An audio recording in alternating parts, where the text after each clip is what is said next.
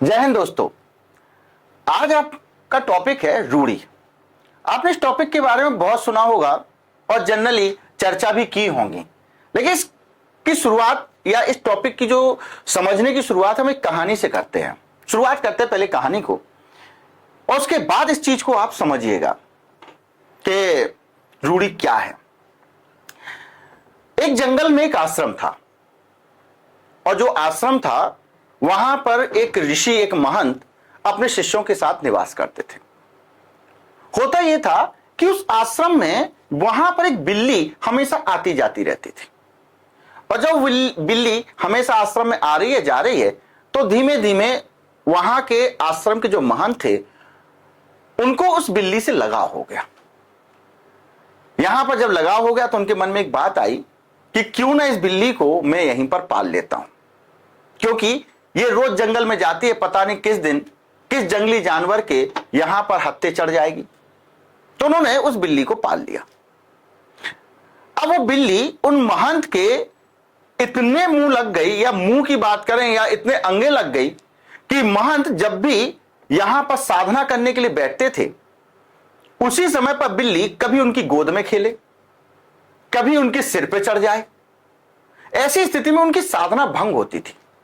तो उन्होंने एक दिन अपने शिष्यों को बुलाया और शिष्यों को बुला के कहा कि एक काम करो कि जब मेरी साधना का समय हो ना, उससे पहले इस बिल्ली को पकड़ के बांध दिया करो। उनके शिष्यों ने यही काम करना शुरू कर दिया कि जैसे ही साधना का समय हो, यहां पर उससे पहले उस बिल्ली को पकड़ के बांध दें। कुछ दिनों बाद उन महंत की मृत्यु हो गई। उनके स्थान पर एक दूसरे महंत बने। उनके स्थान पर जब दूसरे महंत आए तो स्थिति वही कि यहां पर महंत की साधना का समय हो उससे पहले यहां पर आश्रम में वो बिल्ली पकड़ के बांध दी जाए। इन महंत की बहुत जल्दी मृत्यु हो गई। उनके स्थान पर तीसरे बने और जब तीसरे बने तो यहां पर वही आश्रम में व्यवस्था कि भाई महंत के साधना पर बैठने का समय हो रहा है, उससे पहले पकड़कर बिल्ली बांधना है। लेकिन हुआ ये कि यहां पर वो बिल्ली की मृत्यु हो गई और जब बिल्ली की मृत्यु हो गई तो आश्रम में भगदड़ मच गई कि महंत के साधना पर बैठने का समय हो रहा है, लेकिन उससे पहले आश्रम में यहां पर बिल्ली पकड़ के बांधना है। अब यहां पर महंत तो तभी साधना पर बैठेंगे जब यहां पर आश्रम में बिल्ली पकड़ के बांधी जाएगी। तो पूरे यहां पर जंगल, पूरे गांव में बिल्ली खोजी गई और बिल्ली को लेके आया गया। उसके बाद में बिल्ली बांधी गई, तब जाके महंत यहां पर साधना पर बैठे। तो यहां पर आपने देखा क्या हो गया ये कि अब यहां पर जो आश्रम में वो व्यवस्था की गई थी पहले महंत के लिए, धीमे धीमे वो परंपरा यहां पर आश्रम की क्या बन गई, रूढ़ी बन गई। उसी प्रकार से हमारे सामाजिक जीवन में भी है कि कोई व्यवस्था हमने क्यों आरंभ की, कोई व्यवस्था हमारे यहां पर जो चली आ रही है, जो परंपरा के रूप में एक स्थापित हुई और परंपरा के रूप में स्थापित होते होते कब रूढ़ी बन गई। यानी रूढ़ियां, हम सीधी सी बात कह सकते हैं कि ऐसी परंपराएं जो लंबे समय से चली आ रही हैं और यहां पर उन परंपराओं को हमने बिना बुद्धि विवेक के हमने आज उसको स्वीकार कर लिया है, आज हमने उसको अंगीकार कर लिया है। हम उस पर ना किसी प्रकार की कोई चर्चा करना चाहते हैं, हम उसका ना किसी प्रकार की कोई बात करना चाहते हैं, बस हम उसको स्वीकार करके बैठ गए। ये कहलाई हैं रूढ़ियां। आज हमें उस चीज की आवश्यकता है कि नहीं है, हमें इससे कोई मतलब नहीं है, बस प्राचीन काल से चली आ रही है, इसीलिए हमने भी आज उसको स्वीकार कर लिया है। कई ऐसी चीजें हैं और अगर आपने अपने कहना चाहिए कि बुजुर्गों से उस बारे में चर्चा की और अगर वो वास्तविक रूप से उसके उत्तर नहीं दे पाते तो सामान्यतः क्या बोलेंगे कि भाई हमारे पूर्वज पहले से इस व्यवस्था को मानते आ रहे हैं, इसलिए हम भी मान रहे हैं। अगर आपने थोड़ी और चर्चा की तो क्या बोल देंगे वो कि क्या हमारे पूर्वज बेवकूफ थे जो इस चीज को मान रहे थे। अब आपके सामने बात है कि ना तो आप ये कह सकते हो कि बेवकूफ थे और ना ये कह सकते हो कि नहीं थे। अगर बेवकूफ थे तो आप बहुत विद्वान, 2 किताबें पढ़ के क्या विद्वान बन गए, और अगर नहीं थे तो चुपचाप आप इस चीज को स्वीकार कर लो।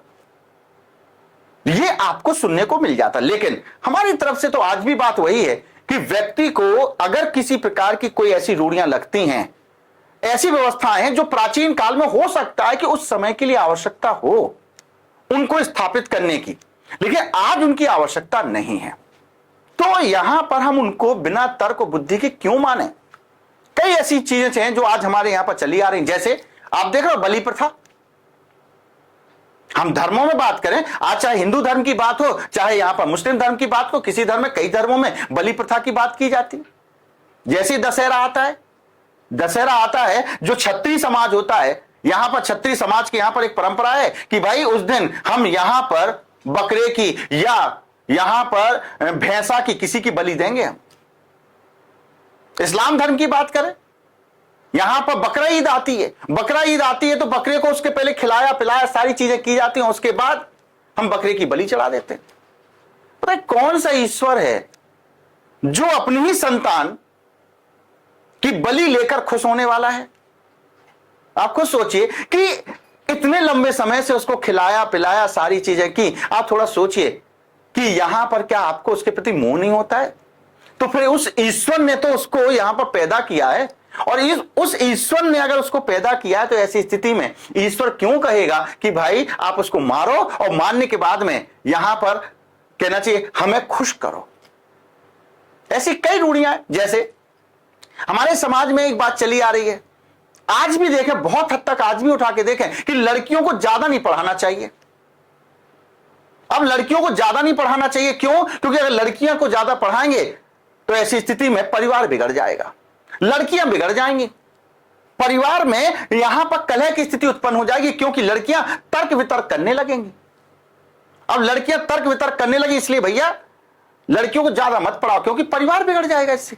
आप सोचिए किस दुनिया में रहते हैं, क्योंकि यह कहा जाता है कि अगर लड़की पढ़ जाती है तो उससे लड़की का ही भविष्य नहीं बनता है, पूरे परिवार का भविष्य बनता है। और सिर्फ एक पक्ष नहीं, दोनों पक्ष, लड़की का घर और जहां लड़की विवाहित होकर जाती है उनका घर, दोनों घरों को सामंजस्य लेके वो चल सकती है, बशर्ते उसमें शिक्षा हो, क्योंकि तर्क करने की क्षमता उसके अंदर। और आज का जो समाज है वो तर्क करने से डरने लगा है, और आज यदि हम तर्क करने से डर रहे हैं तो सीधी सी बात है कि आज हम यहां पर महिलाओं को दबाने का प्रयास कर रहे हैं।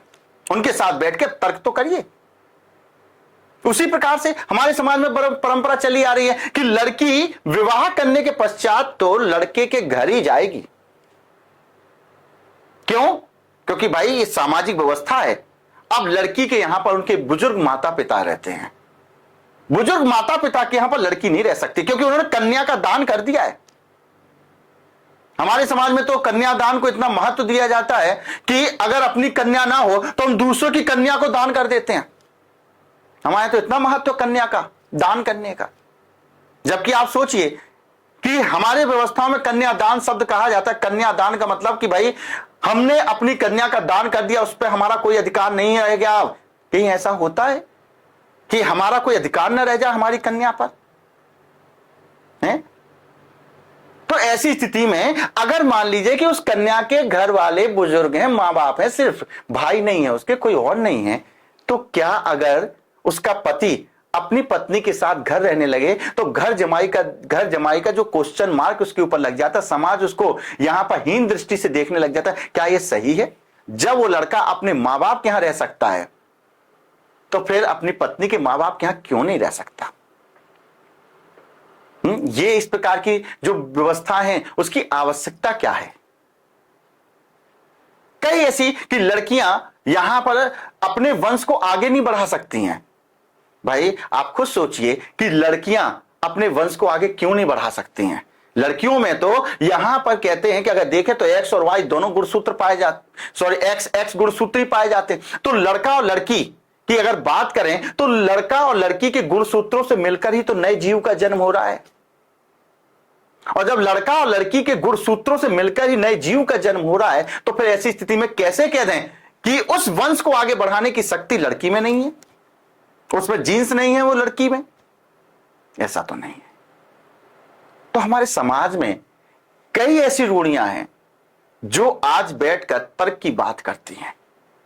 आज बैठकर ये बातें करना चाहिए कि क्या ऐसी रूढ़ियों को हमें अपने समाज से हटाना कि नहीं हटाना। अगर हमारे विज्ञान हमारे तर्क की कसौटी पर कस रही हैं तब तो ठीक, अन्यथा हम यही कहेंगे कि ऐसी रूढ़ियों को, ऐसी परंपराओं को यहां पर टाटा बाय बाय करिए। और नई व्यवस्थाओं को लागू करिए। जय हिंद, जय भारत।